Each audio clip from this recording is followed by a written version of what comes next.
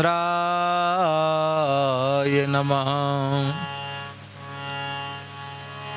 ओम नमः परमहंसास्वादित चरण कमल चिन्मकरंदाय भक्तजनमानस निवासाय श्रीरामचंद्राय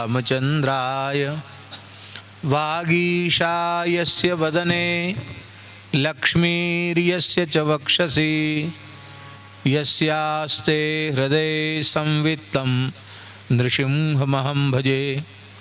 विश्वसर्गविसर्गादिनवलक्षणलक्षितं श्रीकृष्णाख्यं परं धाम जगद्धाम नमामि तत्।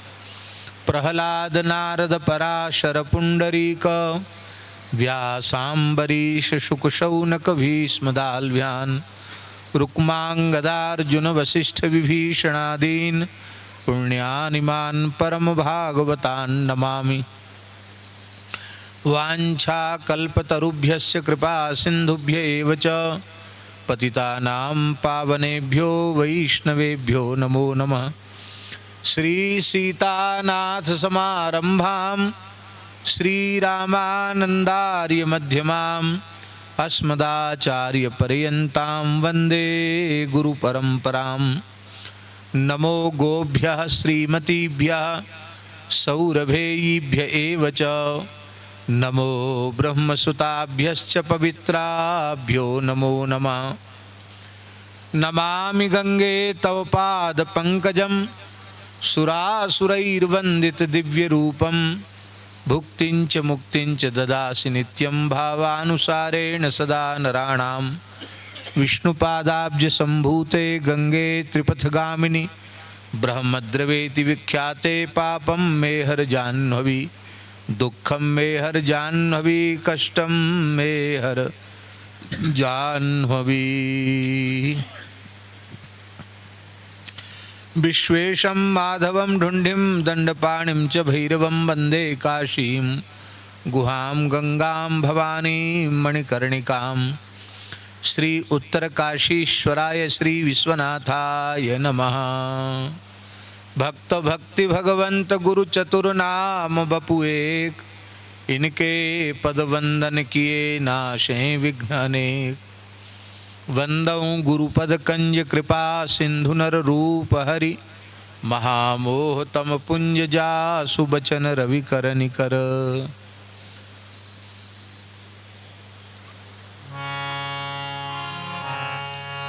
श्री राम जय जय राम। श्री राम जय जय। श्री राम जय जय राम। राम जय श्री राम जय जय राम। श्री राम जय जय राम। सीता सीता राम सीता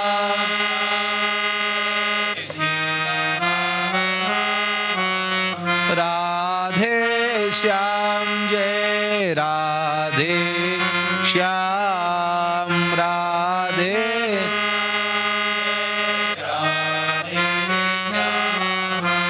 श्री राम जय जय राम। श्री राम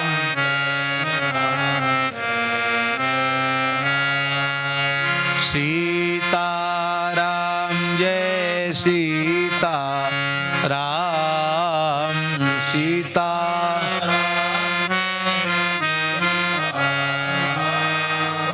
राधे श्याम जय राधे श्याम। राधे श्याम जय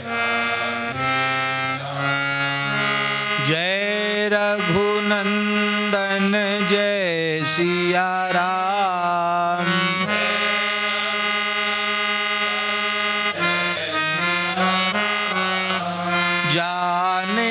वल्लभ सीताराम।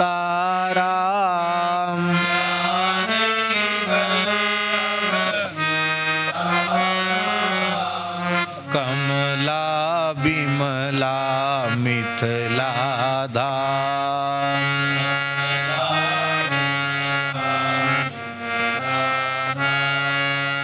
अवध सरयू सीताराम।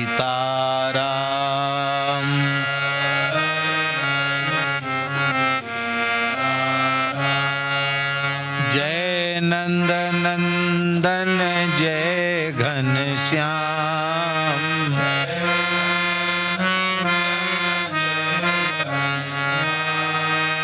राधा वल्लभ राधे श्याम।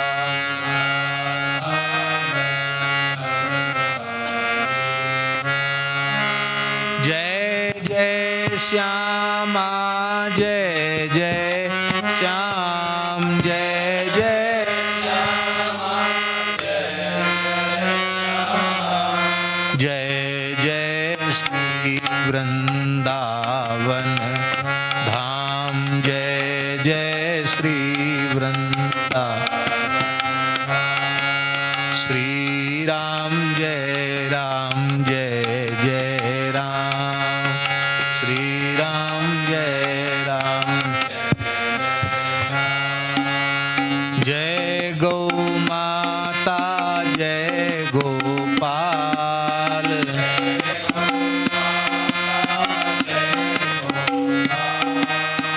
भक्त वत्सल प्रभु दीन दयाल।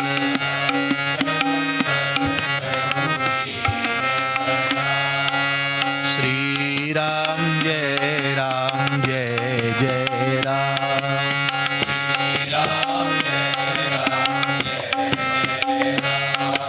श्री राम जय राम जय जय राम।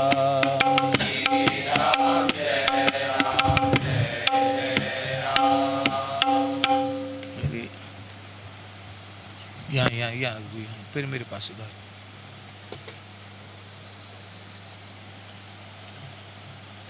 पावनी पतित पावनी भगवती श्री भागीरथी गंगा की जय। उत्तर काशी धाम की जय। उत्तर काशी विश्वनाथ भगवान की जय। श्री गंगोत्री धाम की जय। श्री यमुनोत्री धाम की जय। श्री केदारनाथ धाम की। श्री बद्रीनाथ धाम की। श्री सब संतन की। सद्गुरुदेव श्री पहाड़ी बाबा जी महाराज की। सद्गुरुदेव श्री भक्तमाली जी महाराज की। सब संतन की। जय जय श्री राधे। जय जय श्री सीताराम। हर हर महादेव।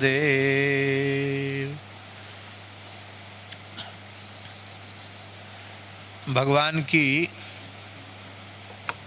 बड़ी भारी कृपा है हम सबके ऊपर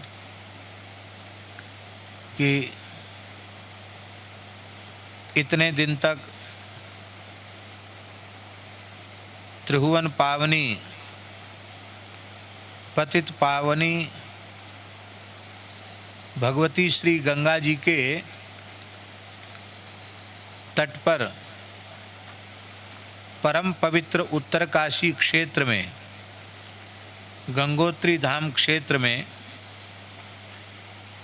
हम सबको निवास का सौभाग्य मिला, सत्संग का सौभाग्य मिला। ये सब भगवान की अहेतु की कृपा से ही संपन्न हुआ।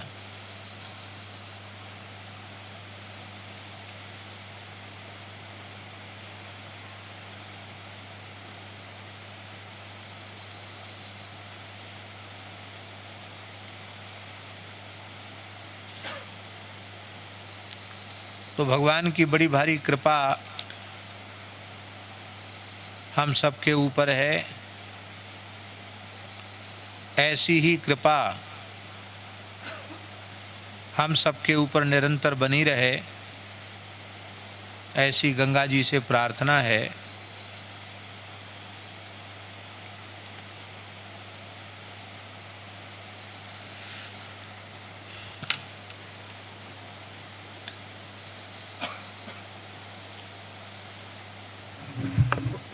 इस समय जो पवित्र समय चल रहा है वो गुप्त नवरात्रि का बहुत पवित्र समय चल रहा है।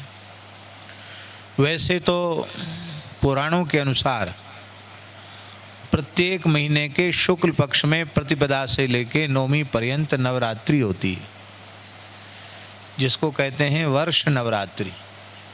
प्रत्येक वर्ष नवरात्रिमय है। प्रत्येक मास की नवरात्रि, जैसे हर महीने शिवरात्रि होती है, इसी प्रकार से प्रत्येक मास में नवरात्रि होती है। चैत्र शुक्ल प्रतिपदा से नवमी तक नवरात्रि, बासंती नवरात्रि। वैशाख शुक्ल प्रतिपदा से नवमी तक भी बासंती नवरात्रि। ज्येष्ठ शुक्ल प्रतिपदा से नवमी तक ग्रीष्म नवरात्रि और आषाढ़ शुक्ल प्रतिपदा से लेकर नवमी तक गुप्त नवरात्रि। फिर श्रावण शुक्ल प्रतिपदा से नवमी तक वर्षा ऋतु वाली नवरात्रि। भाद्र शुक्ल प्रतिपदा से नवमी तक भादों के महीना की नवरात्रि। फिर आश्विन शुक्ल प्रतिपदा से नवमी तक शारदीय नवरात्रि। फिर कार्तिक शुक्ल प्रतिपदा से नवमी तक गो नवरात्रि। और इसके बाद फिर अघन शुक्ल प्रतिपदा से लेकर और नवमी पर्यंत हेमंत नवरात्रि। और इसके बाद माघ शुक्ल प्रतिपदा से लेकर के पौष शुक्ल प्रतिपदा से लेके नवमी तक फिर शीत नवरात्रि। और माघ शुक्ल प्रतिपदा से लेकर के और नवमी पर्यंत गुप्त नवरात्रि। और फिर फाल्गुन शुक्ल प्रतिपदा से लेकर के नवमी पर्यंत पुनः शिशिर नवरात्रि। इस तरह से पूरे वर्ष में नवरात्रियां हैं, किंतु उन वर्ष भर की 12 नवरात्रियों में कम से कम 5 नवरात्रि बहुत प्रधान हैं। उनमें एक तो चैत्र वाली वासंती नवरात्रि, चैत्र शुक्ल प्रतिपदा से नवमी तक, जिसमें रामनवमी आती है, राम जी का जन्म महोत्सव होता है। दूसरी आश्विन शुक्ल प्रतिपदा से लेकर नवमी तक शारदीय नवरात्रि। और तीसरी आषाढ़ शुक्ल प्रतिपदा से नवमी तक गुप्त नवरात्रि। चौथी माघ शुक्ल प्रतिपदा से लेकर नवमी तक गुप्त नवरात्रि। और पांचवी कार्तिक शुक्ल प्रतिपदा से लेकर अक्षय नवमी पर्यंत गो नवरात्रि। ये 5 नवरात्रियां वर्ष भर में विशेष हैं। तो ये सहज सौभाग्य की बात है कि ये नवरात्रि का पवित्र क्षण, पवित्र अवसर हम लोगों का श्री गंगोत्री क्षेत्र में व्यतीत हुआ। ये गंगा जी की बहुत बड़ी कृपा है। गंगा जी, गायत्री, गौ माता और भगवान श्री हरिहर, इनमें किंचित भी भेद नहीं है। गंगा जी साक्षात भगवत स्वरूपा हैं। गंगा जी की प्राप्ति भगवान की प्राप्ति ही है। और वैसे तो संपूर्ण गंगा का तट अत्यंत पवित्र है, पर यह स्थल पता नहीं क्या विशेष कारण है। ये तो महापुरुष या सिद्ध पुरुष जो यहाँ सूक्ष्म रूप से विराजते हैं वे ही अनुभव करते होंगे। लेकिन ये स्थल अपने आप में बहुत ही पवित्र है। चैत्र नवरात्रि का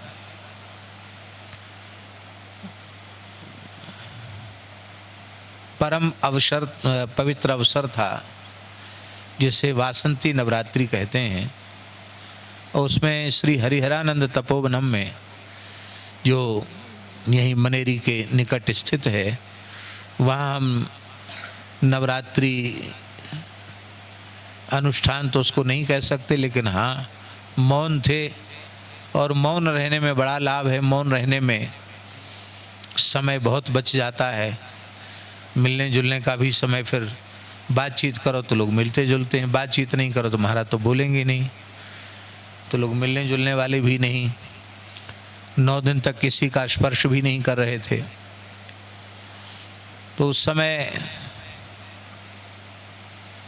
यहाँ रह कर के बहुत अच्छा लगा। राघव दास जी को मैंने कहा, पहले ही कहा था, बाबा श्री मस्तराम बाबा के स्थान में ही कहा था कि मन में एक इच्छा है कि गंगा जी का कोई तट मिले तो कभी वर्ष में कुछ दिन वहाँ जाकर निवास करें। ऋषिकेश बहुत अच्छी जगह है, लेकिन वहाँ भीड़ भाड़ बहुत बढ़ गई है और विदेशी लोगों का आवागमन बहुत हो गया।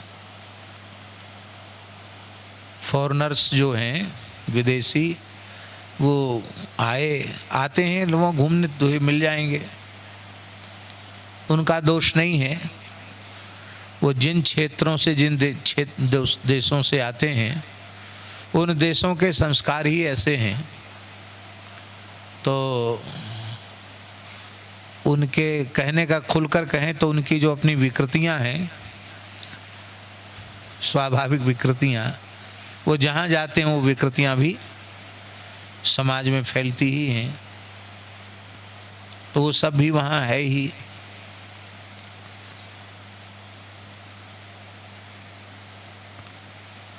तो मन में यही भाव था कि गंगा जी का कोई एकांत तट मिले। तो वहाँ थे, मौन ही थे।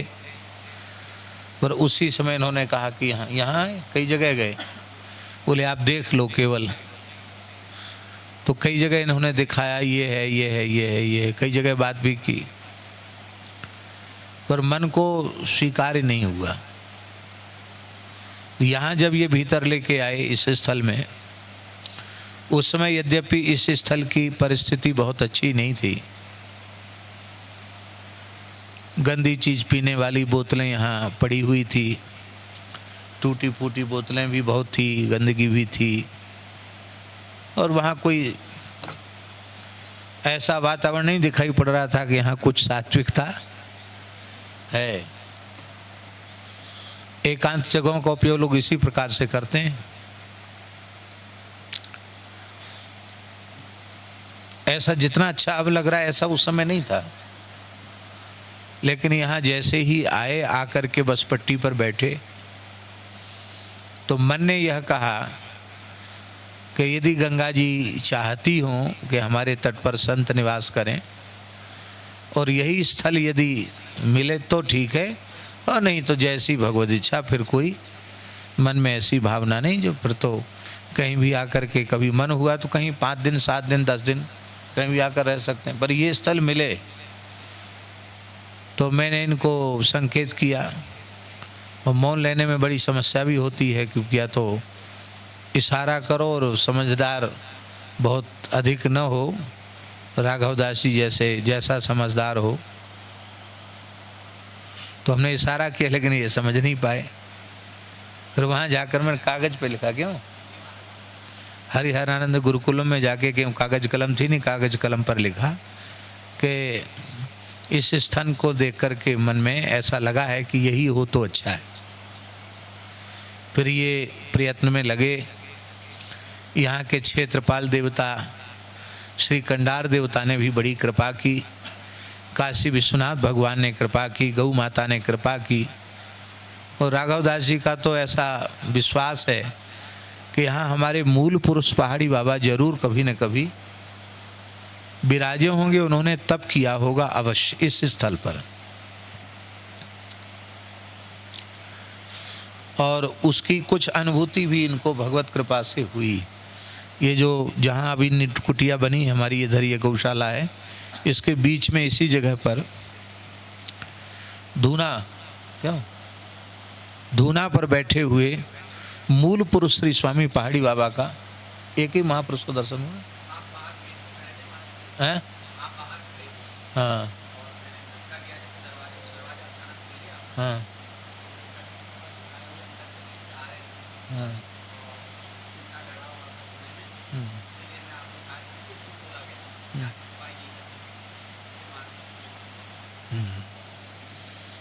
इनको स्वप्नानुभूति हुई कि यहाँ हम द्वार पर खड़े हुए हैं और इन्होंने अकस्मात द्वार खोल दिया। तो मैंने इनको कहा भाई द्वार क्यों खोला, वहाँ धूना है और मूल पुरुष अनंत श्री संपन्न सिद्ध पुरुष श्री स्वामी नृसिंहदास जी पहाड़ी बाबा महाराज वहाँ बैठे हैं, चिमटा गड़ा हुआ है, बाबा वहाँ विराजमान। मैंने इनको कहा भी कि जिस स्थल पर आपको ये अनुभूति हुई है इस स्थल पर ज़्यादा नहीं तो कुछ एक धूना, सुनो राघवदास जी, एक सुंदर सा धूना और वहाँ पीछे में एक नहीं तो एक बड़ा चित्रपट ही सही, पहाड़ी बाबा का चित्रपट, प्रथम पहाड़ी बाबा, द्वितीय पहाड़ी बाबा, तृतीय पहाड़ी बाबा, इन महापुरुषों का चित्रपट वहाँ धूना जरूर हो, क्योंकि इस प्रकार के जो स्वप्न होते हैं वे भी सामान्य नहीं होते। तो निश्चित ही ये महापुरुषों की तपस्थली भजन स्थली रही है। मूल पुरुष पहाड़ी बाबा के संबंध में हम कुछ चर्चा कर रहे हैं। श्री पहाड़ी बाबा महाराज का जन्म गंगा यमुना के मध्य ब्रजमंडल में, यमुना जी के उस पार ब्रज क्षेत्र में ही सनाढ़ विप्रकुल में अमरौली नामक गांव में उनका जन्म हुआ था। बहुत पुरानी बात है। उनका जन्म हुआ, बहुत पुरानी बात हम इसलिए कह रहे हैं कि संवत 1869 में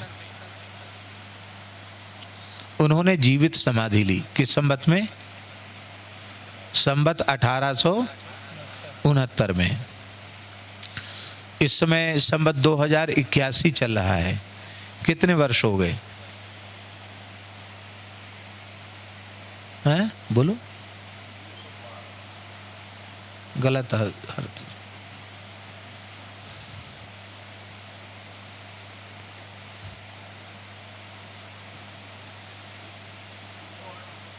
हैं?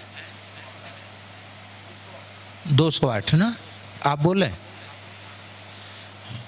ये ठीक 208 वर्ष हुए ना? बोलो। संवत 1869 में उनकी समाधि हुई और इस समय 2000 हैं? हाँ 212 वर्ष। हाँ तो हैं? हाँ 269 1869 में उनकी समाधि हुई तो 212 वर्ष। 212 वर्ष तो उनको समाधि लिए हो गया। कितना वर्ष हो गया?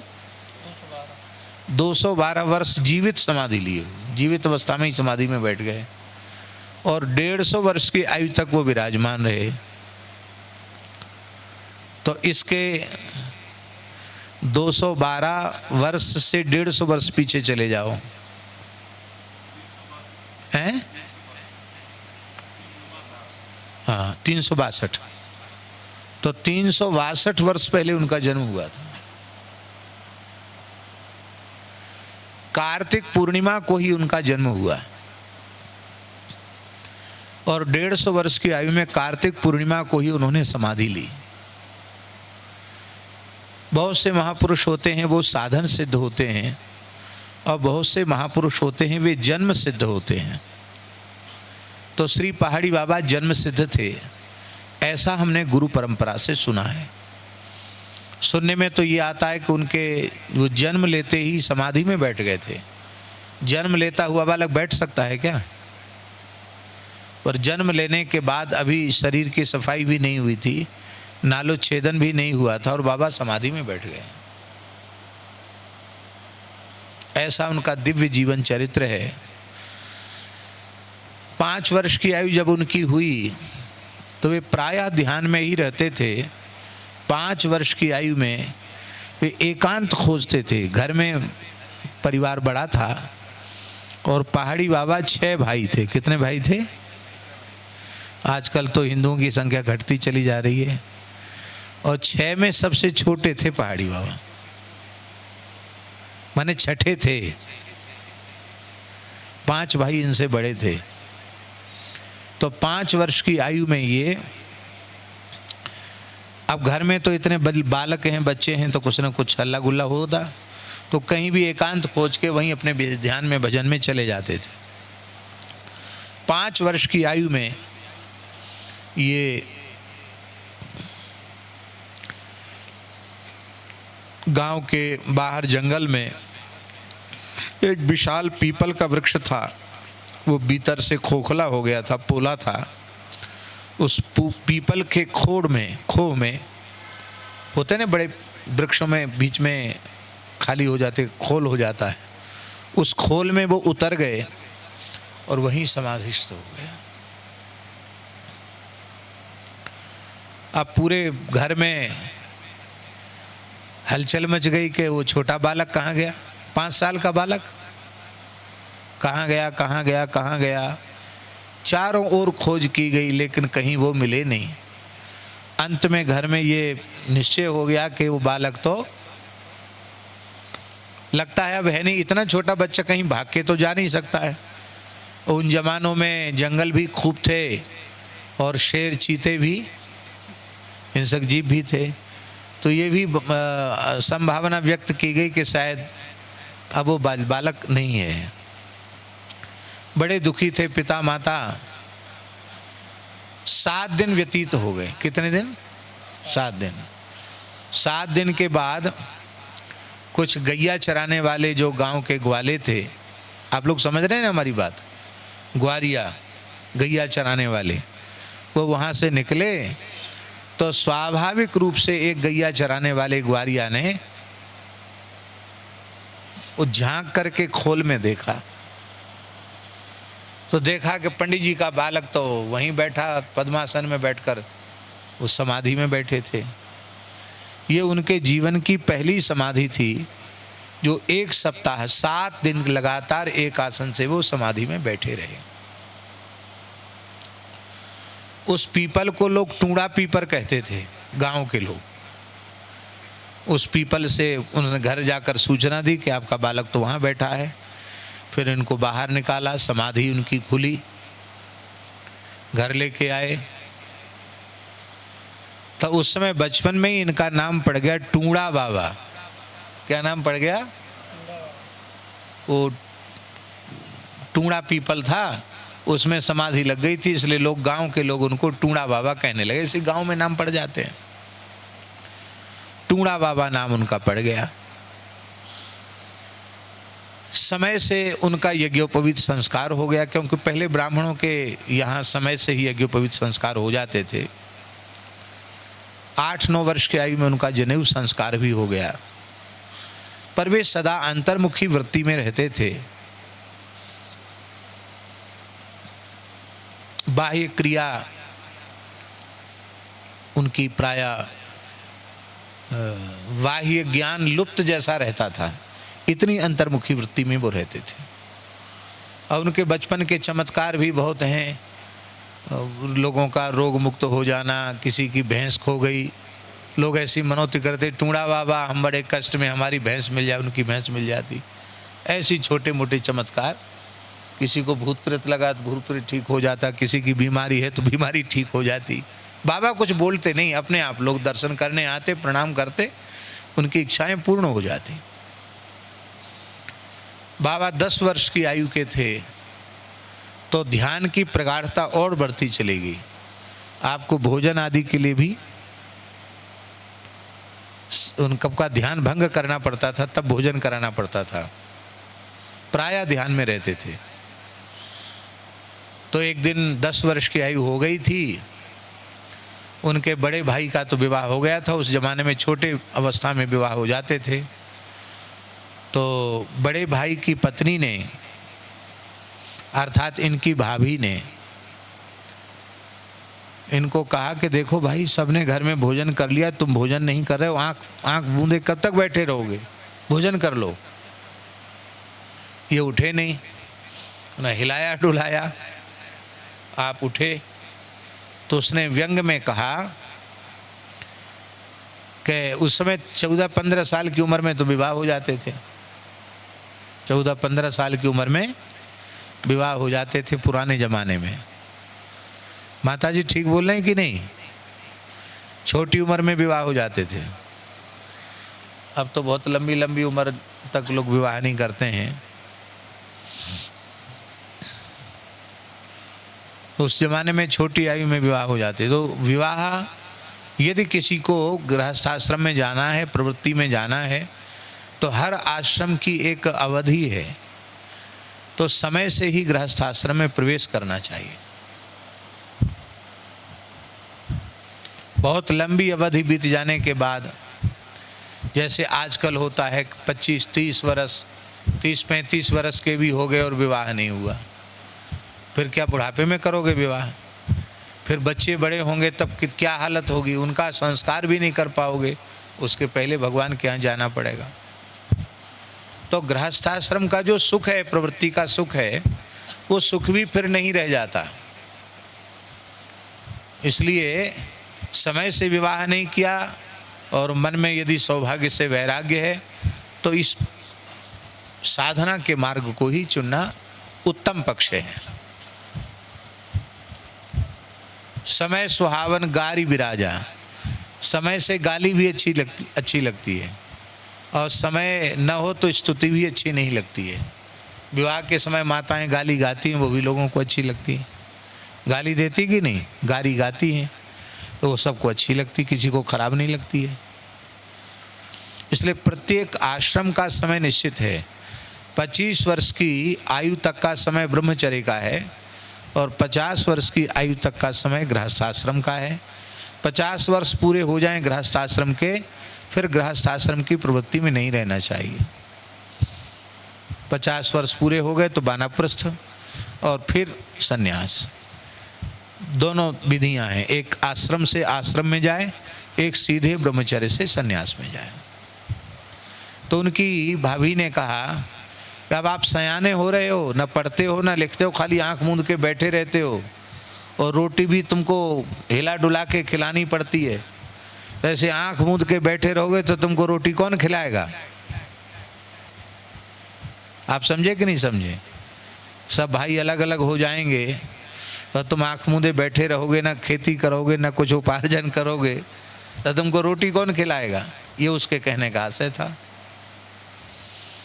तब आपने कहा कि हम तो अब तक यही समझते थे कि सबको रोटी राम जी देते हैं, कोई किसी को रोटी खिलाता नहीं है। सबको रोटी राम जी देते हैं, दास बलु का यूं कहें सबके दाता राम। तो मनुष्य तो दाता नहीं है, दाता तो सबके राम जी हैं। भगवान देते हैं, दूसरा तो कोई देने वाला है नहीं।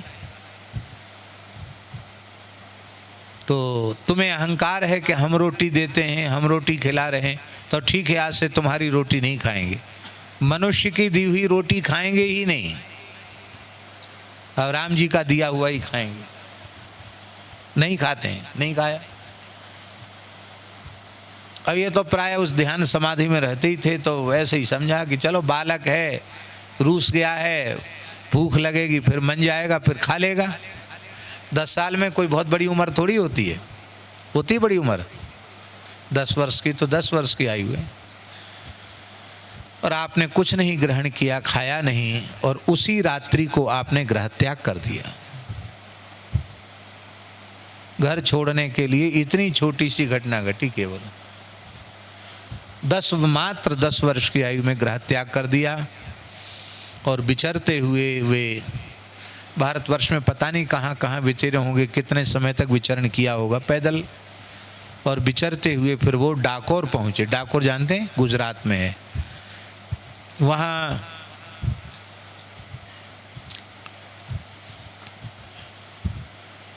टीला जी के द्वाराचार्य श्री स्वामी सरजू दास जी महाराज गद्दी पर विराजमान थे। बड़े सिद्ध पुरुष थे श्री सरजू दास जी महाराज। उनसे उन्होंने विधिवत दीक्षा ले ली, उनके चरणों में रहे। सरयू दास जी महाराज भी महान योगी थे, महान सिद्ध थे। आयुर्वेद का उनको बहुत भारी ज्ञान था। इतने प्रतापी थे सरयू दास जी के उस समय सौराष्ट्र गुजरात के 52 रियासतों के राजा उनके शिष्य थे। बड़ौदा महाराज भी उन्हीं के शिष्य थे। बड़ौदा महाराज को क्षय रोग हो गया था, वो उन्हीं की कृपा से, उनकी औषधि से ही ठीक हुआ था। बड़ौदा महाराज उनके आशीर्वाद से पुत्रवान हुए थे। तो राजाओं का प्रभाव, राजा लोग नतमस्तक थे, राजाओं का जमाना ही था। तो सरयू दास जी महाराज चाहते थे कि हम इनको नरसिंह दास जी नाम रखा कि इनको हम अपने स्थान पर नियुक्त करें, क्योंकि सबसे बड़े थे और सब प्रकार से योग्य थे। आचार्य पीठ पर उन्हीं को नियुक्त करें। पर गुरु जी का ये मनोभाव आपने अनुभव किया और बड़ी विनम्रतापूर्वक प्रार्थना की कि आप हमें अनुमति दें, तो हम हिमालय में जाना चाहते हैं। क्योंकि ये जो आचार्य पद है, इसमें तो प्रवृत्ति भी देखनी पड़ेगी, और प्रवृत्ति हमारी बचपन से ही नहीं है। और सदा ध्यान में रहने वाले वो कहाँ प्रवृत्ति करेंगे। तो ये हमसे बाहर सहन होगा नहीं, प्रवृत्ति हमसे संभव नहीं होगी, तो आपकी आज्ञा का उल्लंघन हो जाएगा। इसलिए आप हमें प्रसन्नतापूर्वक अनुमति दें, और मैं एकांत सेवन करना चाहता हूँ, हिमालय में जाना चाहता हूँ। तब आपके गुरुदेव ने आपको सहर्ष आज्ञा प्रदान कर दी और आप वहाँ से चल करके सीधे मानसरोवर चले गए। मानसरोवर में कैलाश पर्वत चले गए, जिस कैलाश की अभी लोग परिक्रमा भी करते हैं। कैलाश में एक गुफा है, वशिष्ठ गुफा। महर्षि वशिष्ठ ने वहाँ तप किया, तो कैलाश पर्वत में वशिष्ठ गुफा में आपने निवास किया। वहाँ जहाँ वो निवास करते थे वशिष्ठ गुफा में, वहाँ ऑक्सीजन का बहुत अभाव था और वहाँ बिल्कुल किसी प्राणी का जीवन नहीं था। वहाँ वशिष्ठ गुफा में आप 5 वर्ष समाधिस्थ रहे। कितने वर्ष? 5 वर्ष तक की अखंड समाधि। अखंड समाधि माने जैसे कोई पत्थर की मूर्ति बैठी हो, इस तरह से 5 वर्ष तक लगातार वो एक आसन पर, एक जगह पर विराजे रहे। बाद में कुछ सिद्ध पुरुषों का आग्रह हुआ कि आप ऐसी जगह में छिपके बैठे हैं कि यहाँ तक लोग आ नहीं सकते हैं, आपके दर्शन से वंचित होते हैं। सिद्धों का तो आवागमन था। तब आप वहाँ से चल करके केदारनाथ आए। केदारनाथ में जो श्री हनुमान गुफा है, जिस हनुमान गुफा में आजकल श्री अभिराम दास जी महाराज का स्थान है, उसको हनुमान गुफा कहते हैं। वो हनुमान गुफा मूल में पहाड़ी बाबा की गुफा थी। पहाड़ी बाबा महाराज उस हनुमान गुफा में 65 वर्ष तक विराजे। कितने वर्ष तक? तो 65 वर्ष तक नीचे आए ही नहीं, वहां से कहीं गए ही नहीं। अब आप अनुभव कर सकते हैं कि उस काल में 250-300 वर्ष पहले, जब रास्ता भी नहीं थे, मार्ग भी नहीं थे, और उस समय क्या स्थिति रही होगी। उस परिस्थिति में बाबा वहाँ 65 वर्ष वहाँ विराजे। और उस काल में इस पूरे पर्वतीय क्षेत्र में नेपाल तक बाबा का प्रभाव था। कहाँ तक? तो त्रिपुरा, अगरतला और बर्मा, यहाँ के भी राज परिवार के राजा लोग उन बाबा के शरणागत थे। और यहाँ के गढ़वाल और इधर कुमायूं मंडल के जो राजा थे, वो भी महाराज के शिष्य थे। हिमांचल तक, तो पूरे पर्वतीय क्षेत्र में बाबा का बड़ा प्रभाव हुआ। और एक समय था कि अभी भी वो परंपराएं कुछ हैं, जिनमें पहाड़ी बाबा कुल देवता के रूप में पूजे जाते हैं। हमारे खाक चौक में पहाड़ी बाबा की प्रतिमा है। तो एक हिमाचल प्रदेश से एक ब्राह्मण परिवार आया था, बोले हम अपने कुल देवता को अपनी मूल जगह पे लेके आए। मैंने कहा तुम्हारे कुल देवता कौन है? तो एक तांबे का डिब्बा था, उसमें एक शिला रखी थी, कौड़ी रखी थी और कुछ चांदी के सिक्के थे, कौड़ियाँ भी थी। और बोले ये हमारे कुल देवता हैं। मैंने कहा क्या नाम है इनका? बोले इनका नाम है पहाड़ी बाबा। ये वृंदावन के थे और हमारे यहाँ किसी बच्चे का जन्म होता है या विवाह होता है तो प्रत्येक उत्सव में इनको होम दिया जाता है। गैया के गोबर के कंडे पर गाय का घी और गुगुल से इनको होम देकर आवाहन करते हैं और पहली पूजा पहाड़ी बाबा की होती है। तो हिमाचल में और कई क्षेत्रों में आज भी कुल देवता के रूप में कई परिवारों में उनकी पूजा होती है। ऐसे पहाड़ी बाबा महाराज तो लगभग 70 वर्ष तो ये पक्का ही हो गया, 5 वर्ष वहाँ और 65 वर्ष यहाँ, और उसके बाद भी बिचरे होंगे तो कितना समय। तो लगभग जीवन का अधिकांश समय उनका हिमालय में ही व्यतीत हुआ। इसलिए वे पूरे हिमालय क्षेत्र में श्री पहाड़ी बाबा के नाम से विख्यात हो गए। बाद में महापुरुषों के आग्रह से, श्री रामदास जी काठिया बाबा के आग्रह से वे नीचे आए, हिमालय होते हुए। हो सकता है यहाँ भी कुछ काल निवास किया हो उन्होंने, और फिर वे हरिद्वार आए। ये सबसे पहले मैदान में वो हरिद्वार आए। तो उनका प्रभाव इतना बढ़ गया, उसमें अंग्रेज आ गए थे देश में, अंग्रेजी शासन हो गया था। तो अंग्रेज लोग भी प्रभावित होने लगे, अंग्रेज अधिकारी। तो अंग्रेजों ने समझे सप्त सरोवर पर बाबा विराजे, सप्त सरोवर है हरिद्वार में।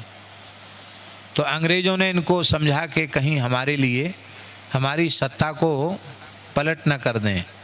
तो बाबा को अंग्रेज पकड़ लिए, गिरफ्तार कर लिया बाबा को। बाबा तो मौन रहते थे, समाधि में रहते थे। तो आगरा जेल थी, वो आगरा में ले गए, बाबा को जेल में ले गए। बाबा वहीं एक वृक्ष के नीचे समाधिस्थ हो गए, रामचेतन दास जी। बड़ी विलक्षण घटना ये थी, जैसा गुरुजनों के मुख से हमने सुना है कि बाबा ने वहाँ धूना लगाया, नीम का वृक्ष था जेल के भीतर मैदान में, और वहाँ अग्नि अखंड चैतन्य करके बाबा समाधिस्थ हो गए। और 1 वर्ष तक न ईंधन डाला, और खुले में बैठे हैं बाबा, पर 1 वर्ष तक धूना प्रचंड रहा उनका, अग्नि प्रचंड रही खुले में भी। अब ईंधन न डाला जाए तो अग्नि कब तक जलेगी, और पानी बरसेगा तो बुझेगी नहीं। पर 1 वर्ष तक उनकी लौ लगी रही धूना की, और वो वैसे ही बैठे रहे। तब अंग्रेज भयभीत होकर नतमस्तक हो गए।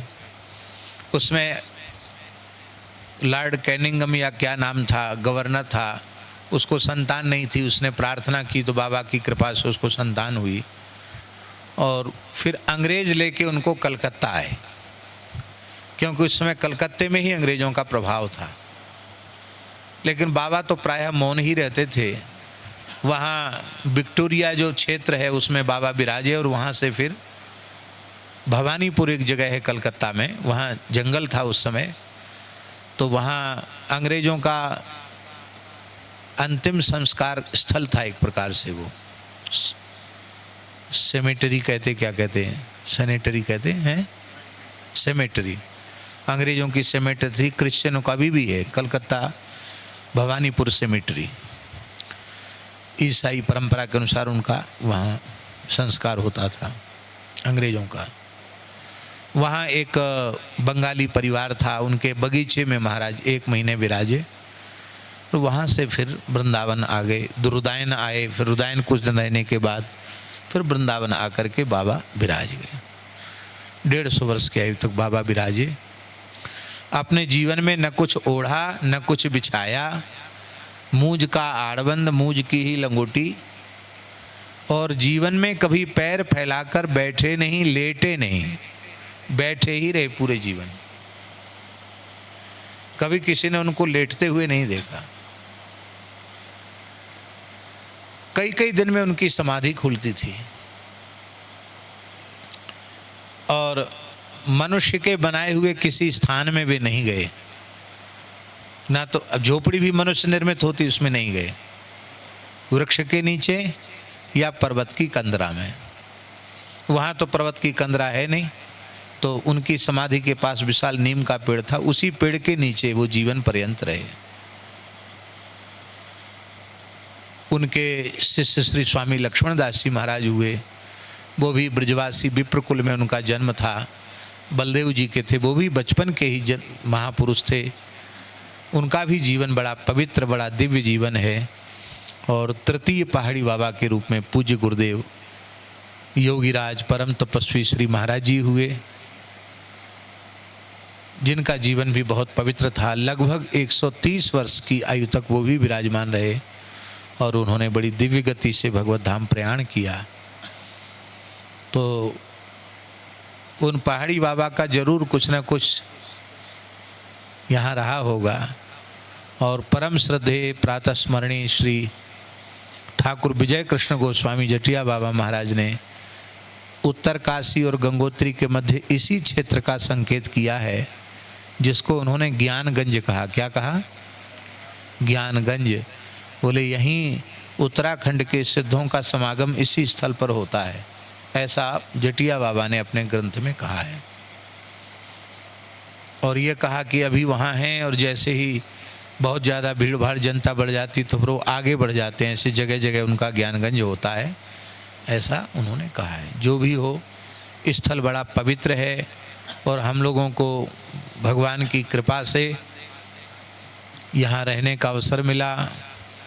कल श्री रामार्चन महायज्ञ भी बहुत बढ़िया से संपन्न हुआ, पूरा बड़ा दिव्य वातावरण था, भगवान का सहस्रार्चन भी हुआ। कल हमारे मन में था कि यज्ञ के बाद अवृथ स्नान होता है, तो यज्ञांत अवृथ स्नान होना चाहिए। तो कल तो शाम हो गई थी, रात हो गई थी, कल संभव नहीं था। तो आज गंगा जी का पूजन और गंगा जी में स्नान का सौभाग्य भी प्राप्त हो गया। और हमारे पुरुषोत्तम दास जी की भी इच्छा थी, भक्तमाली जी की, इनकी इच्छा पूर्ण हुई। इनके पूज्य गुरुदेव अनंत श्री संपन्न सदगुरुदेव भक्तमाली श्री मथुरा दास जी महाराज हमारे ब्रजमंडल की परम विभूति थे। और हमारे पूज्य गुरुदेव भक्तमाली जी और आपके पूज्य गुरुदेव का परस्पर बहुत भारी प्रेम था। और उस प्रेम के कारण हम पूज्य गुरुदेव भक्तमाली जी में और आपके गुरुदेव पूज्य भक्तमाली जी में तनिक भी भेद नहीं मानते, एक ही स्वरूप दोनों महापुरुषों को मानते हैं। इस नाते से हम आपको अपना बड़ा गुरु भाई मानते हैं। तो ये बड़े सौभाग्य की बात है राघव दास जी के लिए भी, और कौशल किशोर दास जी के लिए, संत दास जी के लिए, रामेश्वर दास जी के लिए, मदन गोपाल दास जी के लिए, सब जो भी संत यहाँ रहने वाले हैं उनके लिए बड़े सौभाग्य की बात है कि आपने मन बनाया है कि हम यहाँ निवास करें।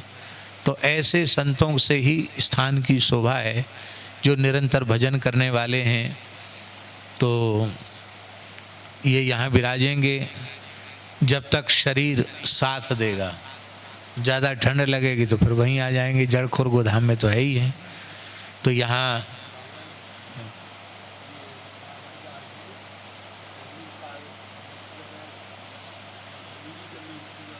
हाँ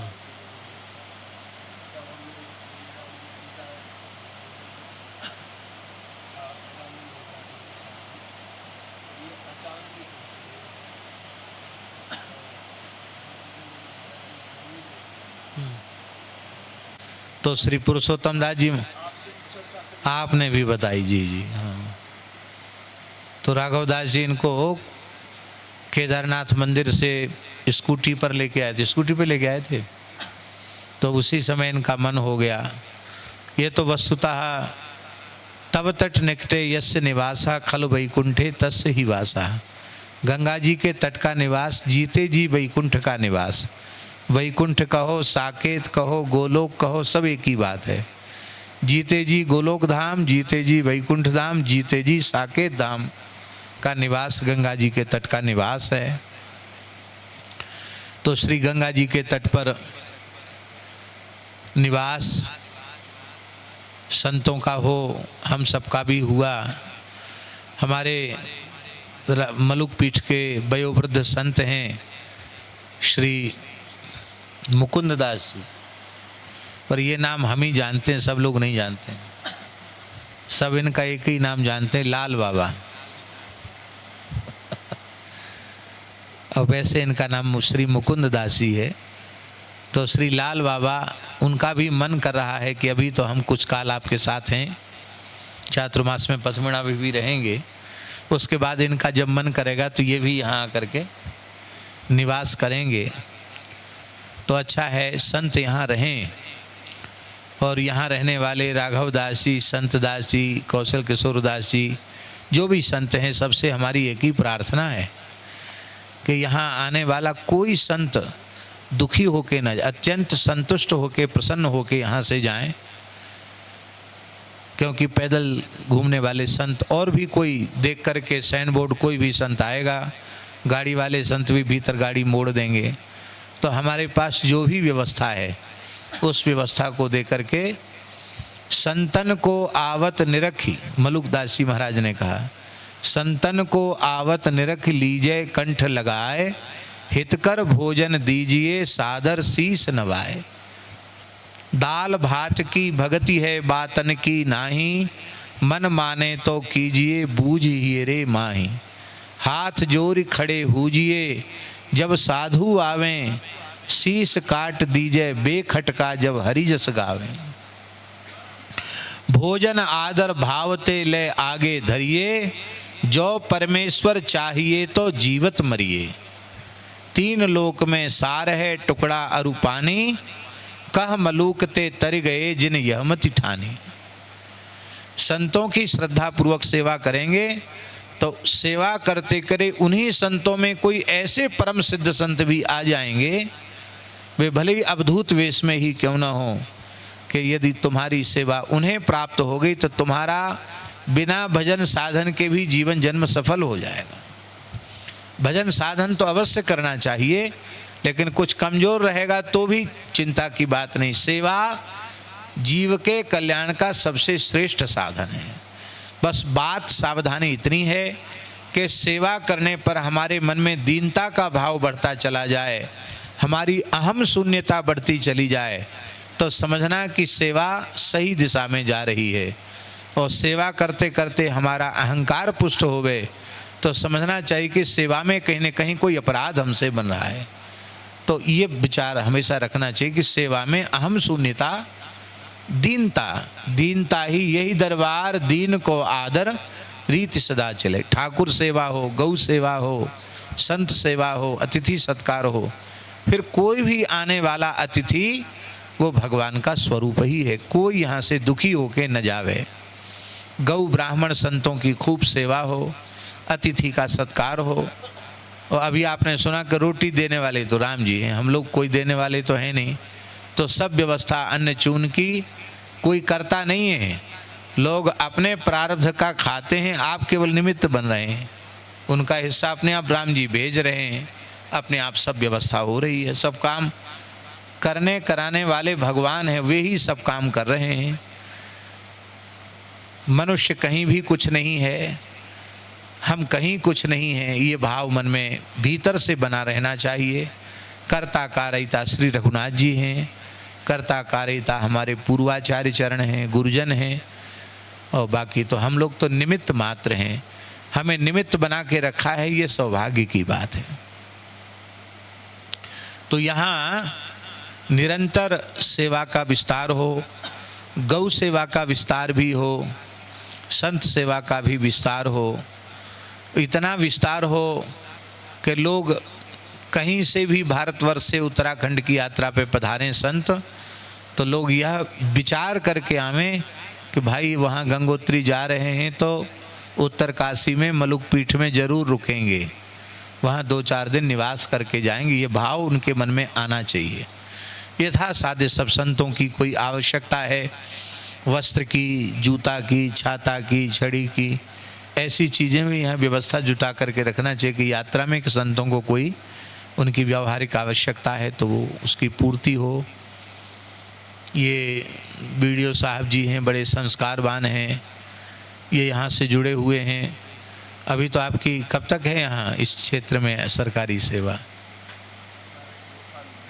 2 हाँ, तो 1 साल और है ना अभी, तो आपको तो सबसे बढ़िया फल मिला यहाँ की सेवा का कि आपको भगवान की शरणागति मिल गई। अब आप नौकरी में कहीं भी जाएंगे तो भी यहाँ से तो जुड़ के रहेंगे ही, क्योंकि आपका गुरु स्थान हो गया। जोशी जी का बड़ा सद्भाव है, वो भी बड़े सज्जन साधु पुरुष हैं, वो भी हृदय से यहाँ से जुड़े हुए हैं। तो यहाँ जितेंद्र जी हैं, उनकी मित्र मंडली है, ये लोग भी सब जुड़ गए हैं। तो आप सब लोग, हम तो कल प्रस्थान कर जाएंगे, लेकिन आप सब लोग यहाँ ध्यान रखना, राघवदास जी का पूरा सहयोग करना, संतों का पूरा सहयोग करना, जो भी कोई परेशानी इनको ना होने पावे, और सब ठाकुर जी मंगल करेंगे। अब थोड़ा कीर्तन कर लेते हैं और आज के सत्संग का विराम। हमारे ये ब्रह्मचारी जी, क्या नाम है आपका? यशवर्धन मिश्र शुक्ल हैं। कहाँ के हैं आप? सरयू पारीण है, तब ठीक। तो यशवर्धन, तो यशवर्धन शुक्ल जी, ये ब्रह्मचारी जी भी, इनका मनोभाव बना है कि हम गायत्री का पुरस्कार यहाँ करें। तो बड़ी प्रसन्नता है। इनके एक मित्र हैं, क्या नाम उनका? श्रवण मिश्र, तो वो भी रहेंगे। तो अच्छी बात है, 2 ब्रह्मचारी यहाँ रह करके और खूब अंतर्मुख हो करके आप लोग करें साधन, बड़ी प्रसन्नता की बात है। आप सब लोग जो यहाँ हैं इनका ध्यान रखें कि जिसमें इनके अनुष्ठान में साधन में कोई विक्षेप न हो, प्रेम से साधन करें, बहुत अच्छी बात है। साधन करें, साधन से कोई समय मिल जाए तो जो आपके सेवा, आपके साधन में विक्षेपक न हो, वो सेवा भी, चाहे गंगा जी की आरती वाली सेवा है, जो सहज आप कर सकें। और बाकी इनको आहार आदि के लिए जो कुछ व्यवस्था इनको देना है, इनको दे दिया करें, क्यों आप स्वपाकी ही रहेंगे। हाँ, इनको कुछ व्यवस्था दे दी जाएगी, वो अपना कर लेंगे। बोलो भक्तवत्सल भगवान की जय। जय जय श्री राधे श्याम, जय जय श्री सीताराम, हर हर महादेव। बहुत सुंदर पद है मामा जी का, और ये इतना अच्छा पद है कि इस पद को यदि कहीं कहीं घरों में, आश्रमों में लिखवा दिया जाए और इस पर लोगों की नज़र पड़ती रहे तो ये बहुत अच्छा है, क्योंकि इसमें एक साधक का जीवन कैसा होना चाहिए, इसका बड़ा संक्षिप्त और बड़ा सुंदर वर्णन पूज्य बक्सर वाले मामा जी ने किया है।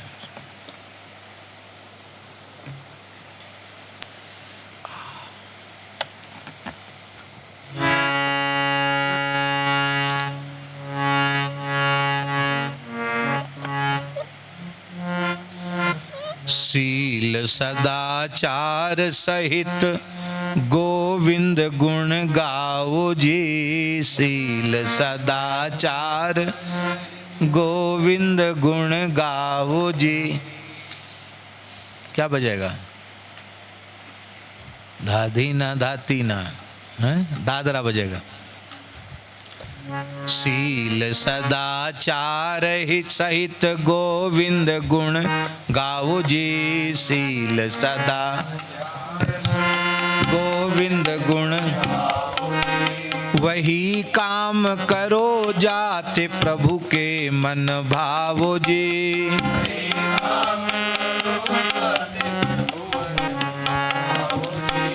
वही काम करो जाते प्रभु के मन भावो जी।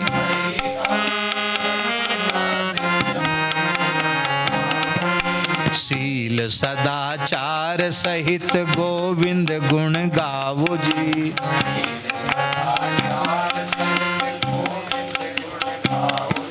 जीवन में शील और सदाचार ये दो चीजें बहुत जरूरी हैं। इनके सहित भगवान का गुणगान करो और वही काम करो जिससे भगवान को तुम प्यारे लगो। संत गुरु सहारे श्री राम शरण आओ जी। संत गुरु सहारे संत गुरु सहारे श्री राम शरण आओ जी। सहारे श्री सत्संगति भक्ति लाभ जीवन फल पाओ जी। सत्संगति भक्ति लाभ शील सदाचार सहित गोविंद गुण गावो जी। शील सदाचार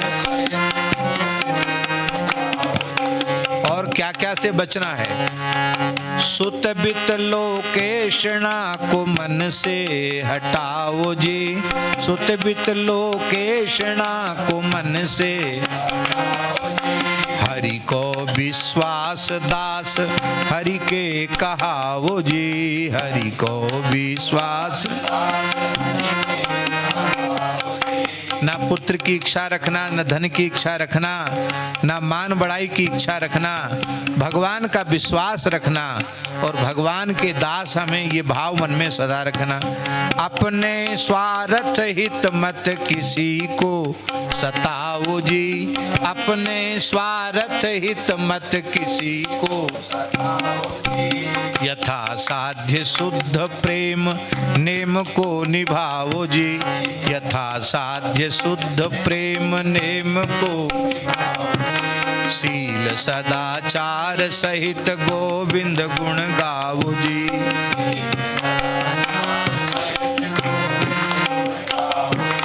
वही काम करो जाते प्रभु के मन भावो जी।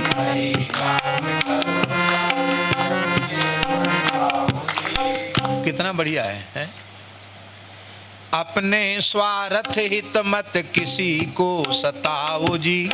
यथा तो मत किसी को सताओ। यथा साध्य शुद्ध नेम प्रेम को निभाओ जी। असाध्य शुद्ध प्रेम नेम को और क्या करें। शुष्क तर्क वादन में समय ना गमाओ जी। शुष्क तर्क वादन में समय ना। बात का बतंगड़ नहीं बना, बातचीत में इधर उधर में समय नष्ट नहीं करना। शुष्क तर्क वादन में समय ना गमाओ जी।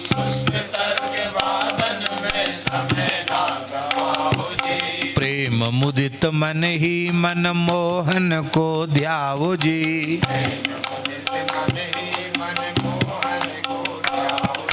दोष पे न दृष्टि करो गुण को अपनाओ जी। संसार में कोई ऐसा प्राणी नहीं है जिसमें जो निर्दोष हो। सब में कोई न कोई दोष सब में है। और अपने में खोजो तो अपने से ज्यादा दोष तो संसार में किसी में नहीं है। इसलिए जब अपने में ही दोष हैं, हम स्वयं निर्दोष नहीं है, तो हम दूसरे को निर्दोष क्यों देखना चाहते हैं?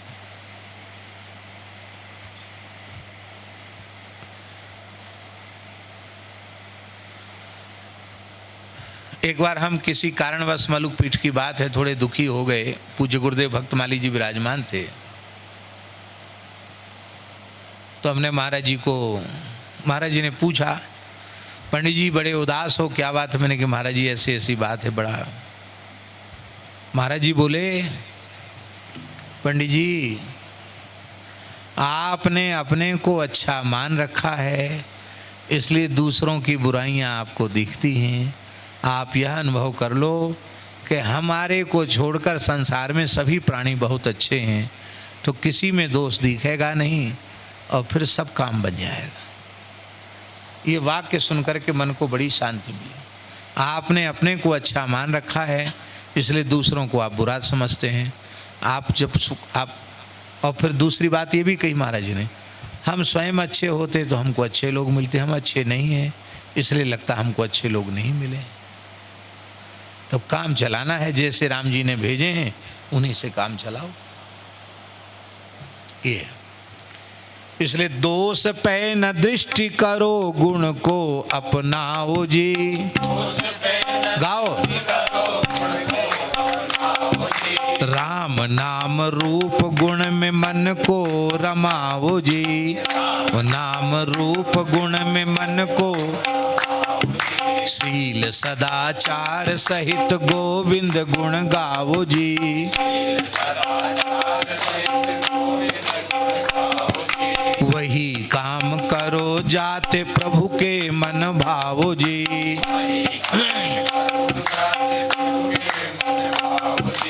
आगे की बात तो बहुत सुंदर बोल रहे हैं। विविध ग्रंथ पंथ में न भटको भटकाओ जी। विविध ग्रंथ पंथ में न भटको भटकाओ जी। सगुण श्याम श्यामा को हृदय में बसाओ जी।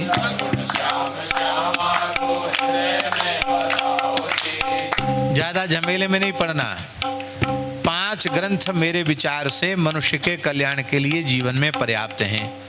श्रीमद् भगवद गीता, श्रीमद् भागवत, श्री रामचरितमानस, श्री भक्तमाल और श्री विनय पत्रिका, ये 5 ग्रंथ पर्याप्त हैं।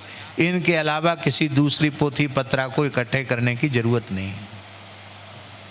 इनको अपने जीवन के 5 ग्रंथों को आदर्श ग्रंथ बना करके इसके अनुरूप अपना जीवन चलाओ। गीता जी पूरी हो जाएं तो भागवत जी शुरू कर दो, भागवत जी पूरी हो जाएं तो रामचरितमानस शुरू कर दो, रामचरितमानस पूरी हो जाएं तो भक्तमाल जी शुरू कर दो, भक्तमाल जी पूरी हो जाएं तो विनय पत्रिका जी शुरू कर दो। इस तरह से इन रोज 5 ग्रंथों का सत्संग भी रोज कर सकते हैं, और नहीं तो एक एक ग्रंथ पूरा होता चला है तो एक एक ग्रंथ को उठाते चले जाओ। इससे पर्याप्त मार्गदर्शन हो जाएगा। भगवत कृपा से, भगवान की प्रेरणा से, गुरुजनों की कृपा से जो 15 महीनों में विनय पत्रिका का प्रवचन किया गया है, वो वस्तुतः हम बोलने वाले ने, हमने नहीं बोला। गोस्वामी तुलसीदास जी की कृपा, गुरुदेव भगवान श्री भक्तमाली जी की कृपा, पूज्य श्री रामायण जी महाराज की कृपा, महापुरुषों की कृपा ने ही कुछ ऐसा प्रकट कराया है कि जो हम कई बार कोई कैसेट हमारे कान में पड़ती तो हम खुद सोचते हैं कि हम तो विनय पत्रिका का पाठ करते पर ये भाव तो मेरे मन में आते नहीं, ये कैसे आए, भगवान के भेजे हुए आए। तो 15 महीने का जो विनय पत्रिका का प्रवचन है वो साधकों के लिए बहुत उपयोगी है। इतना लाभ लोगों को उससे मिला है कि हम उसका वर्णन नहीं कर सकते। कितने लोग 108 दिन में 108 विनय पत्रिका के पाठ करके कितने लोगों ने बड़ी बड़ी अनुभूतियां प्राप्त कर ली। तो ये इसलिए विविध ग्रंथ पंथ में न भटको भटकाओ जी। सगुण श्याम श्यामा को हृदय में बसाओ जी। राग रोष ईर्ष्या मद मोह मत बढ़ाओ जी। चिंता चिता में क्यों चित्त को झुलसाओ जी। में क्यों चित्त को झुल, शील सदाचार सहित गोविंद गुण गाओ जी। वही काम करो जाते प्रभु के मन भावो जी। माया की मृग मरीचिका में मत धावो जी। चिका में मत, सेवा उपकार भजन भावना जगाओ जी।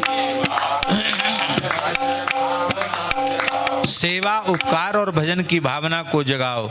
नरसी के सांवरे से नाता लगाओ जी। यही विधि नारायण मान प्रभु प्रेम निधि पावो जी। शील सदाचार सहित गोविंद गुण गावो जी।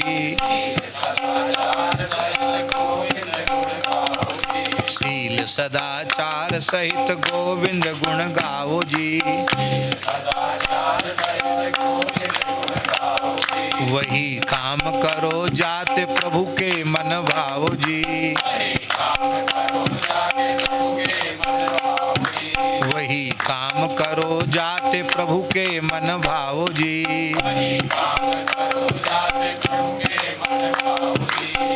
हमारे पुजारी जी ने, श्री अनंत दास जी ने बहुत सुंदर गौ भक्तमाल की कथा सुनाई। बहुत अच्छे अच्छे गौ भक्ति के चरित्र सुनाए और भगवान की कृपा से हमारे मन में था कि यहाँ गाय की कोई चर्चा नहीं हुई, तो गाय की चर्चा पुजारी जी ने कर दी। तो ये जो सत्संग यहाँ का है वो पूरा हो गया एक प्रकार से, क्योंकि गाय की चर्चा के बिना सब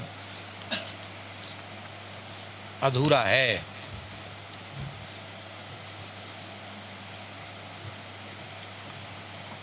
एक पद और कह देते हैं। समय क्या हुआ? 9:20 बस जल्दी कर देते हैं पूरा। भारत में मानव तन जो मिला, तो मन भी भगवन्मय होवे। भारत में मानव जो मिला, तो मन भी भगवन्मय होवे। मानवता अरु वैष्णवता से,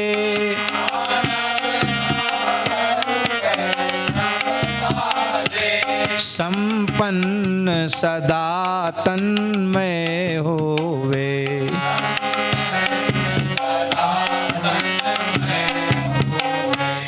मन प्राण बुद्धि में राम रमे।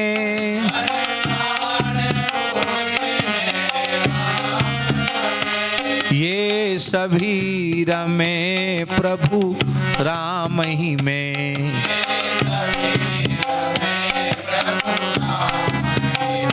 सार्थकता इसमें जीवन की,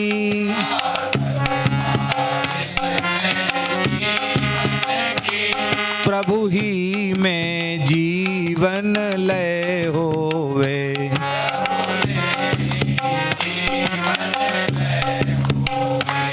क्षण एक व्यर्थ नहीं जाय कभी।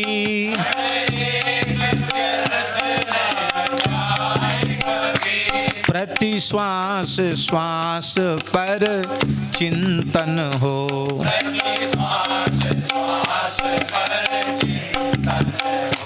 जागृत अरु स्वप्न सुषुप्ति आदि,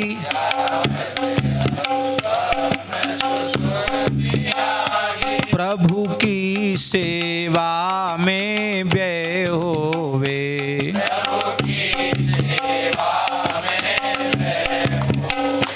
जग की चिंता का लेस न हो।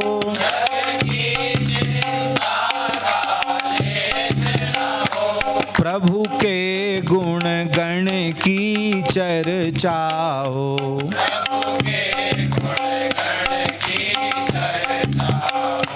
नहीं और किसी से आशा हो।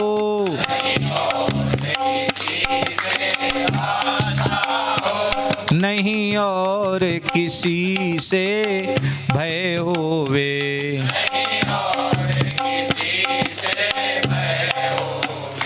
कर चरण नयन श्रुति रसनादिक,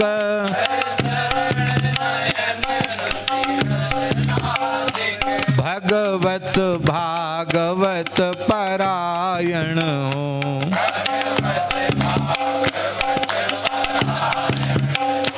अपना कह कर प्रभु अपनाई,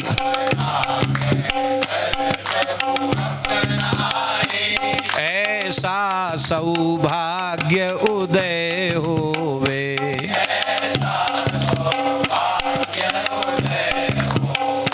प्रभु के प्रति प्रीति प्रतीति भीति,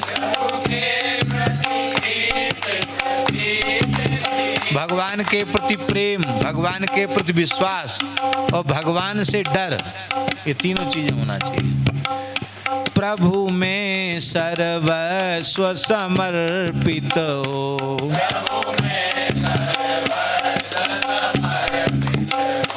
ऐसा जिनका जीवन आदर्श,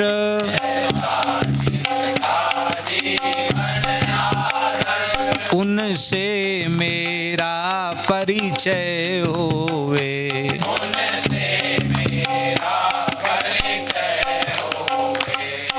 व्यवहार अर्थ परमार्थ सभी, और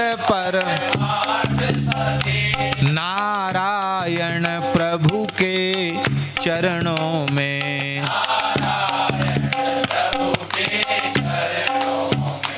नित जुड़े रहें दृढ़ता पूर्वक,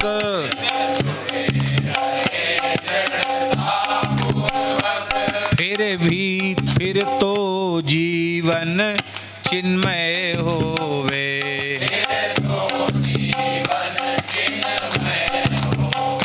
भारत में मानव तन जो मिला,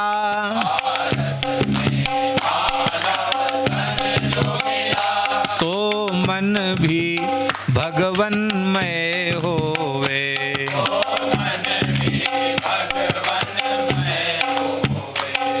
तो मन भी भगवन्मय होवे,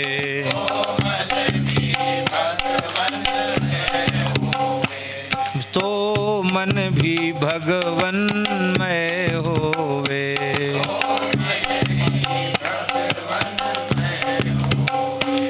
तो मन भी भगवन्मय होवे।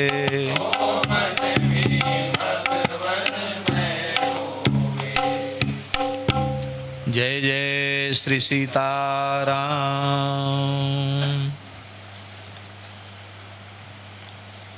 सोते सोते जन्म गवाया,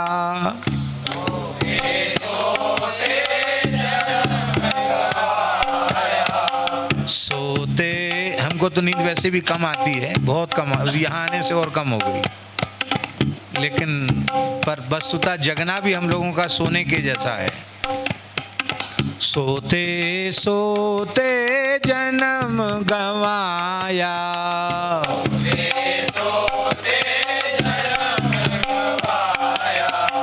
माया मोह में सानी पड़ो सो,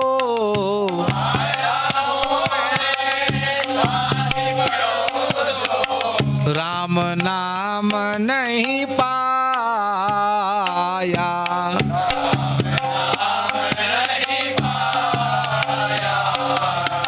सोते सोते जन्म गवाया,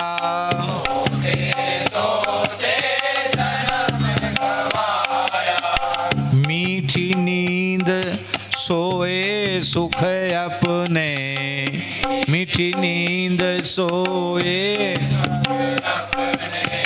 कबहू नहीं अलसाने,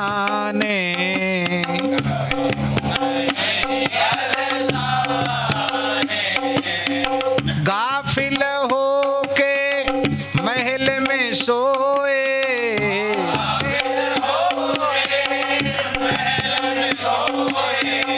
फिर पाछे पछताने,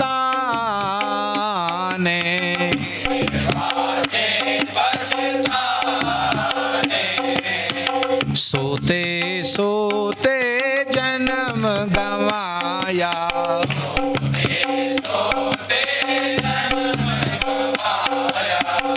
अजहूँ उठो कहाँ तुम बैठे, अजहूँ उठो कहाँ तुम बैठे, अजहूँ उठो कहाँ तुम बैठे,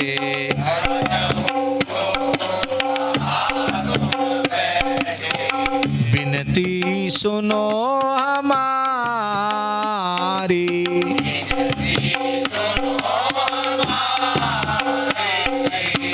चहूँ ओर में आहट पाया,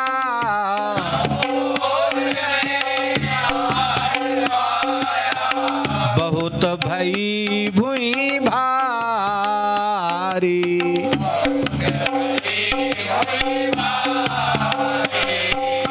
सोते सोते जन्म गवाया,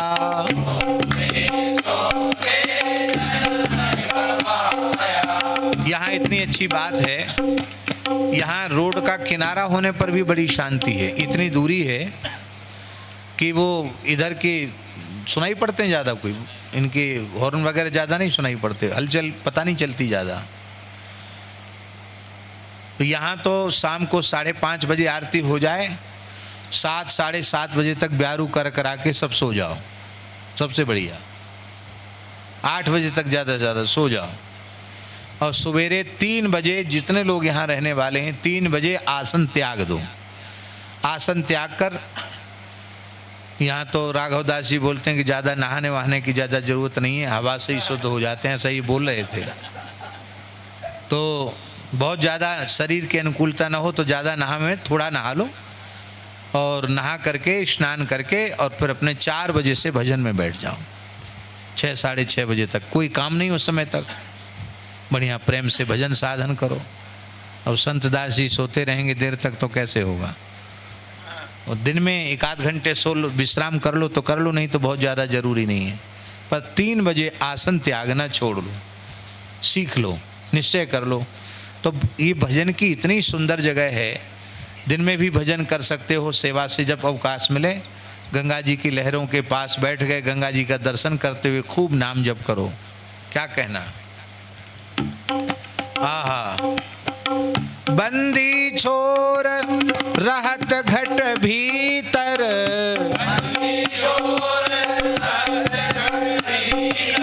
अविद्या माया के बंधन से छुड़ाने वाला परमात्मा बाहर नहीं, हमारे भीतर है। बंदी छोर रहत घट भीतर,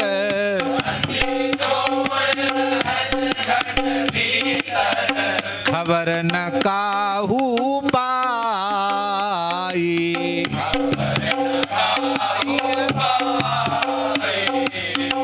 कहत मलूक राम जी का पहरा, कहत मलूक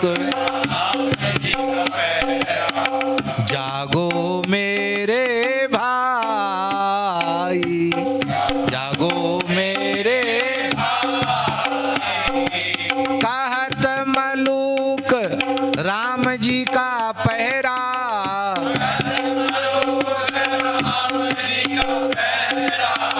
जागो मेरे भाई,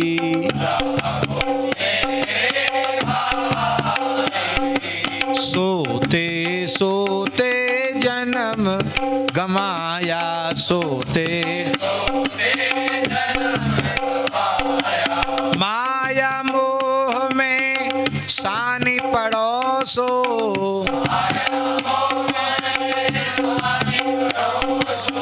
राम नाम नहीं पाया,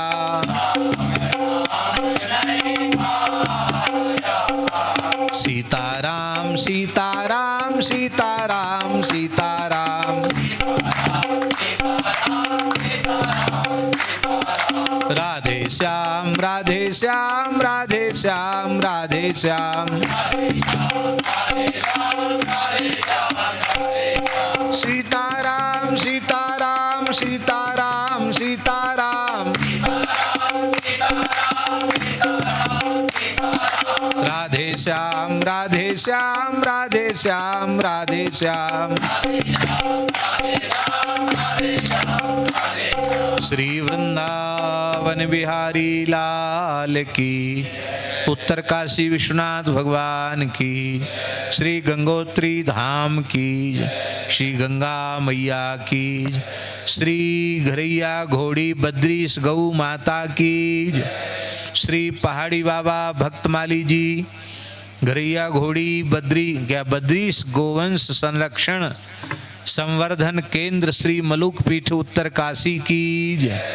सब संतन की जय। सद्गुरुदेव भगवान की जय। जय जय श्री राधे, जय जय श्री सीताराम। हर हर महा। देखो